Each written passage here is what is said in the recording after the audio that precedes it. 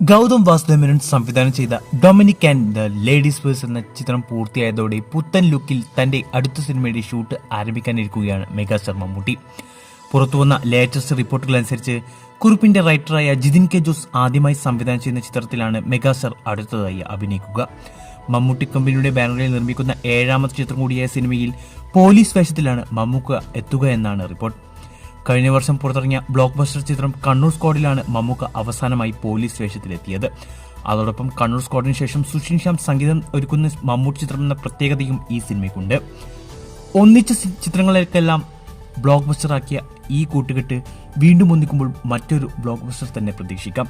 ഈ മാസം അവസാനത്തോടെ നാഗർകോവിലിൽ ചിത്രീകരണം ആരംഭിക്കുന്ന സിനിമയിൽ ഒക്ടോബർ ആദ്യത്തോടെ മമ്മൂക്കയും ജോയിൻ ചെയ്യും.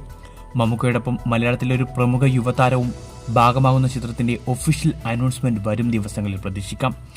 ക്രൈം ത്രില്ലർ ജേണലിൽ ഒരുങ്ങുന്ന ചിത്രം ഈ വർഷം അവസാനത്തോടെ ചിത്രീകരണം പൂർത്തിയാക്കി 2025 തുടക്കത്തിൽ റിലീസ് ചെയ്യാനാണ് പ്ലാൻ. ചിത്രത്തിന്റെ കൂടുതൽ അപ്ഡേറ്റുകൾക്കായി കാത്തിരിക്കാം.